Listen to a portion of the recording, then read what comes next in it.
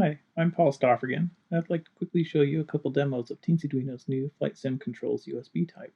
This first demo accesses the navigation frequency. Data is read from the simulator and appears on the display in real time. As you click these on-screen controls, the nav frequency updates on the display. These two push buttons are programmed to send the same commands as clicking on the course adjust, which changes the frequency by 100. The variables can be written as well as read. When this rotary encoder is turned, the nav frequency is changed directly. Instead of incrementing by 5 or 100 by a command, the value is directly changed in increments of only 1. Let's look quickly at this demo's code in Arduino. 3 libraries take care of the details of accessing the hardware. These 4 variables are the heart of Teensyduino's Flight Sim integration.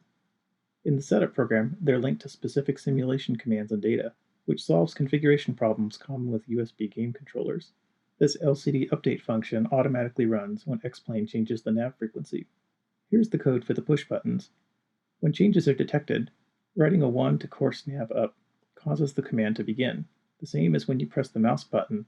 Writing a 0 ends the command. Because these are commands, X-Plane will change the nav frequency.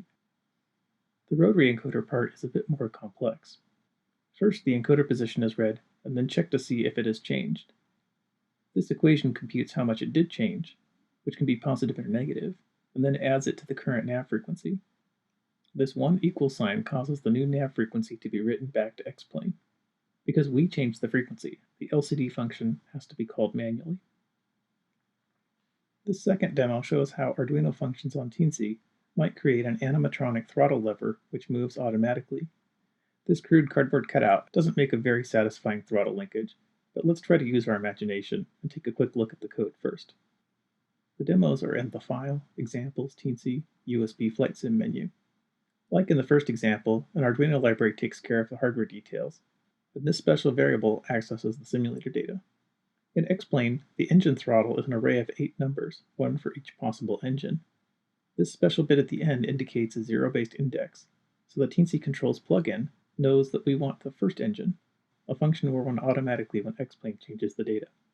That function is pretty simple. The first line converts the throttle number to a desired angle, and this second line instructs the motor to change position. These last 2 lines send text to the Arduino serial monitor, which we'll see in just a moment. This demo has a pot creating a position-dependent analog voltage. Arduino makes reading voltages easy. This code converts the voltage into a throttle number, and one simple equation writes it to X-Plane. Then it's converted to an angle and written to the motor. Here it is running. The Arduino serial monitor is very handy to see what a program is actually doing. As the throttle control on X-Plane is moved with the mouse, you can see the motor moves and we get updates in the serial monitor window. Of course, turning the knob does the same thing. It also changes the simulator. It's easy to see in the serial monitor which code is making the changes. In a useful throttle linkage, the pot would probably be mechanically coupled to the lever. There are a lot of possible ways it could work. This system gives you tremendous flexibility with very affordable parts.